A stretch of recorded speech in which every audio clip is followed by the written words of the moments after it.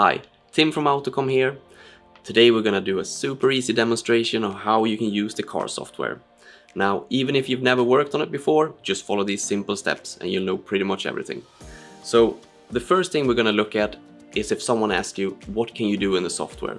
Can you do this on an Audi? Can you do that on a Tesla? You never have to guess with Autcom. You can only just go in and check. So, say that someone asks you, can you do this calibration on an Audi A3 from 2025? This is how you would start. Number one, you have to choose the vehicle. Normally, you would plug in the icon and use the VIN identification, or you can use the registration number for the UK. However, we don't have a vehicle connected and we don't have a registration number. So we're gonna press the manual option. We're gonna choose the Audi. We're gonna choose the Audi A3. And we're gonna choose 2025. Now you've arrived at the main starting page. So this you're gonna get used to really quickly working with Autcom. It's always the same. It doesn't matter what vehicle you work on, even in the truck software, it's exactly the same as this. So you always have service light reset in the top left corner. Below that you have big types of systems, maybe engine, brakes, ADAS. So in the middle after that, you'll have a picture on where to connect the OBD2 socket. You can also press the picture, then you're gonna get how to turn on the ignition next to it.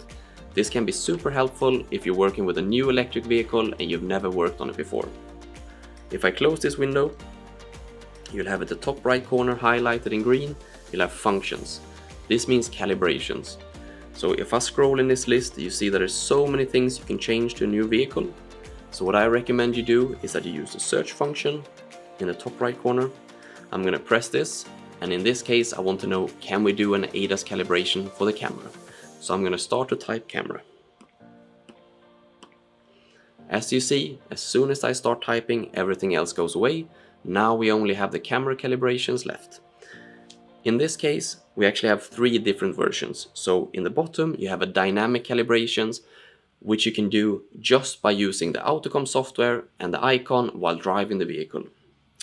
Other than that, you have the ACS cars, which is Autcom's own ADAS rig, and then you also have the OEM rig as well. So you have 3 options on how to calibrate.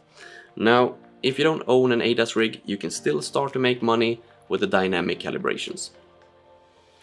If I press this one at the bottom, dynamic calibration, you'll get a blue page. I'm gonna press the question mark. Here you arrived at the help files. If I scroll down here, you can see that the technician or mechanic has everything they need. What test conditions they have to follow, how to do the procedure, you can even print it out. So whenever you're done reading or printing it out, just close this one and you can run the function in the bottom right corner. If I close this one, I'm going to do another search just to show you. So I'm going to press the search function again to remove it. And this time I want to look at injectors.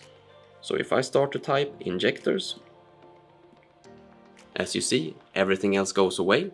And now I will choose the second one from top, injector programming. Now we haven't communicated yet with the vehicle, so I'm gonna have to choose manually which engine it is. I'm gonna pick this one and then the question mark. As you see here, there's even pictures in this one. So you'll always have all the information you need on how to run the actual function. We're gonna close this and go back again. Next to the functions or calibrations, you'll have real-time data. As you see, this list is so long once again, so I do recommend that you use the search function once more. Now, if you don't want to use the search function, you can also do it like this. You can go to the left side and then maybe want to look at the ADAS systems again, so I'll press ADAS.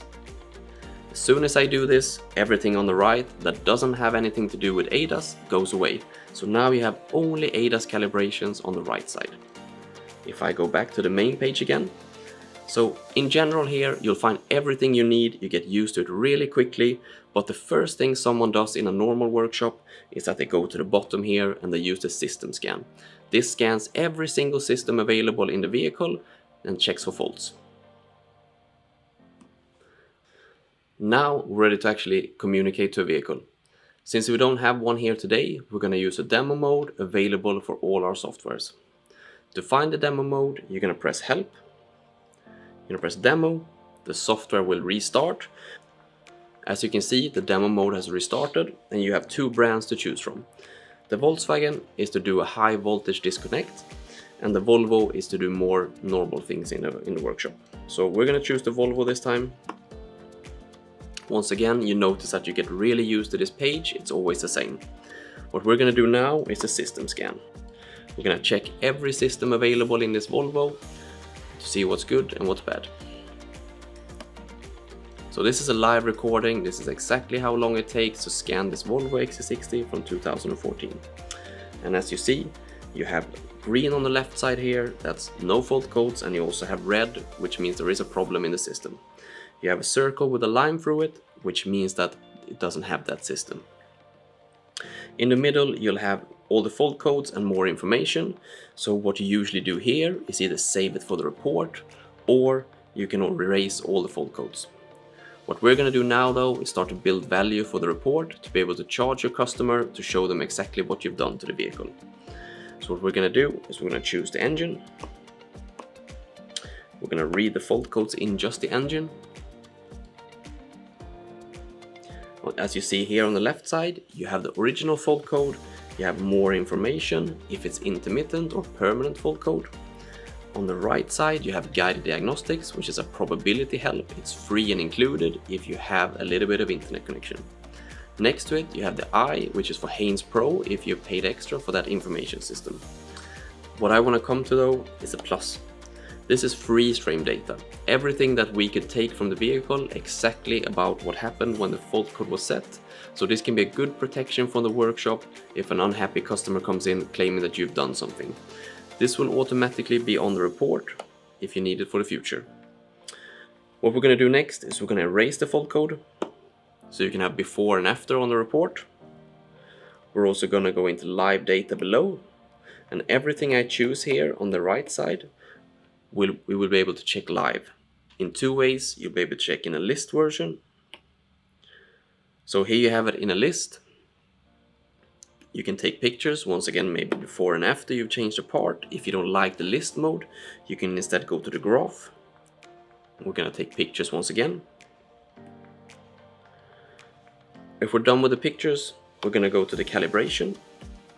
We're going to choose the EGR valve adaptation this time. So I'm going to read the help file and then I'm going to press play and just follow the steps. Everything I do here now will be actually on the report to be able to show the customer that you've followed the step correctly. So below the function you have tick, which is component activation.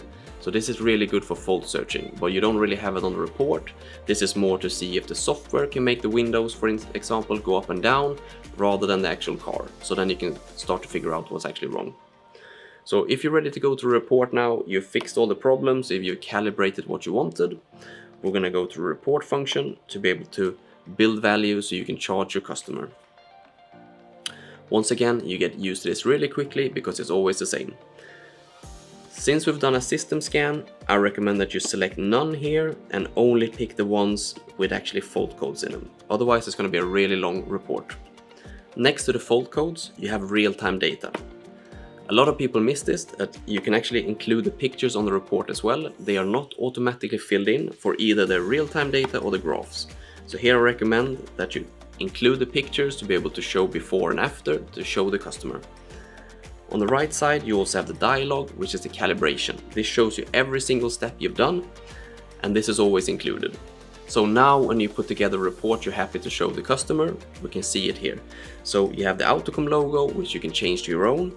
You have more company information, and you also have information about the mechanic who worked on the vehicle and the car in question. So if I scroll down, you first have the fault code with the freeze frame data. Below that, you're going to have the real-time data in a list mode, and then you're going to have the graph mode below that. So everything to show maybe before and after you've changed something for the vehicle. At the bottom, you're going to have the usage report, which is the calibration. This is really good because it shows you every single step you've done, and you can also sign it at the bottom. Whenever you're happy with this, you can either print it out for the customer, or you can save it for later. I always recommend that you save this in case the customer comes back at a later stage. You'll find all the save tests in the top left corner. So we're going to open save test. So here you have it in a PDF form. So if I scroll down here, this is how easy it is to put together a report to be able to show your customer what you've done so you can get paid for the job. So there you have it. Now we're finished with the report for the customer. And to conclude, in this demo, we showed you how to find coverage in the software, help files, and also how to build value in the report. Thank you so much for watching and good luck out there.